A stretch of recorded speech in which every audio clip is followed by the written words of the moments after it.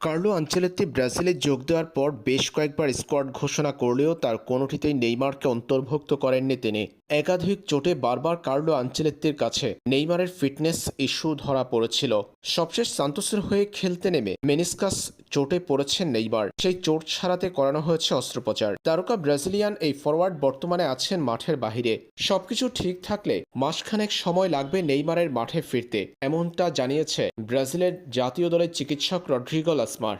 2026 বিশ্বকাপে নেইমারকে Carlo Ancelotti বিবেচনা করবে যদি তার ফিটনেস ইস্যু না থাকে। এর আগে ক্লাবহীন হয়ে পড়তে শুরু করেছিল নেইমার। বিদায়ী বছরের ডিসেম্বরে নেইমার জুনিয়রের সঙ্গে শেষ হয়েছিল সান্তোসের লম্বা চুক্তি। এরপর কোন ঠিকানায় যাবেন নেইমার জুনিয়র, সেটা নিয়ে ছিল প্রশ্ন। বিশ্বকাপের আগে ক্লাবহীন হয়ে পড়বেন কিনা তারকা এই ব্রাজিলিয়ান, সেটা নিয়েও ছিল শঙ্কা। শেষ পর্যন্ত কাটল সব শঙ্কা। নেইমার জুনিয়র নতুন করে চুক্তি নবায়ন করেছেন সান্তোসের সাথে। সান্তোসে ব্রাজিলিয়ান এই তারকা থাকবেন আরও অন্তত একটা বছর। 2026 সালের ডিসেম্বর পর্যন্ত সান্তোসের সঙ্গে চুক্তি নবায়ন করেছেন নেইমার। বিশ্বকাপের আগে খেলার মঞ্চ পেয়েছেন তারকা এই ব্রাজিলিয়ান। ক্লাবহীন হতে হচ্ছে না নেইমার জুনিয়রের। 2026 বিশ্বকাপ মাঠে গড়ানোর আগে সান্তোসে নেইমারের চুক্তি নবায়ন ব্রাজিল দলের জন্য দারুণ বার্তা। খেলার মধ্যে থেকে বিশ্বকাপের জন্য নিজেকে ফিট করে তুলতে পারবেন নেইমার।